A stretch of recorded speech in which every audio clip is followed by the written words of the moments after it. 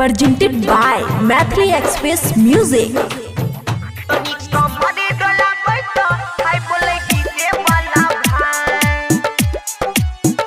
खुशी recording studio Baluaha. अरे छोटे से ये छौड़ी करे सबटा के घायल, छोटे से ये छौड़ी करे सबटा के घायल।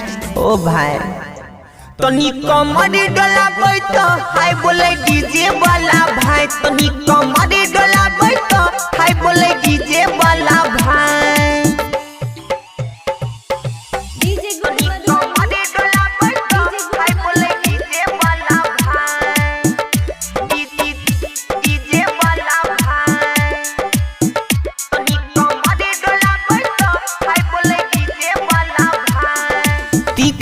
छे कारा लगई है नहीं कोई हाथ रे, चले छे चक्कर एकर छौड़ा ऑपरेटर के साथ रे।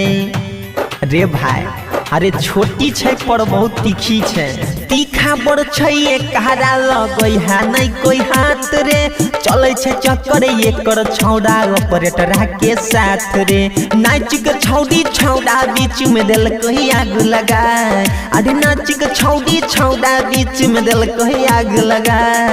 ए भाई तनी कमर डोलाबै तो हाय बोले डीजे वाला भाई, तनी कमर डोलाबै तो हाय बोले डीजे वाला भाई। तनी कमर डोलाबै तो हाय बोले डीजे वाला भाई, तनी कमर डोलाबै तो हाय बोले डीजे वाला भाई, तनी कमर डोलाबै तो। अरे निक निक गाना बजाबै छै देखी एकरा ले आय रे, देखी चलाबै छै भुकुर भुकुर ढोरी पर हे जरा लाइट रे। हे भाई ई छौड़ी तो पूरे पगला गेल हो ना।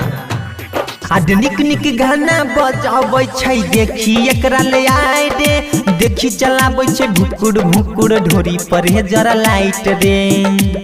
अरे बंसा राजय मन अक्की के कहै छै बाय, चंदन शिव सुंदर संदीप के कहै छै बाय। तनी कमर डोलाबै तो हाय बोले डीजे वाला भाई, तनी कमर डोलाबै तो हाय बोले डीजे वाला भाई। खुशी रिकॉर्डिंग स्टूडियो बलुआहा।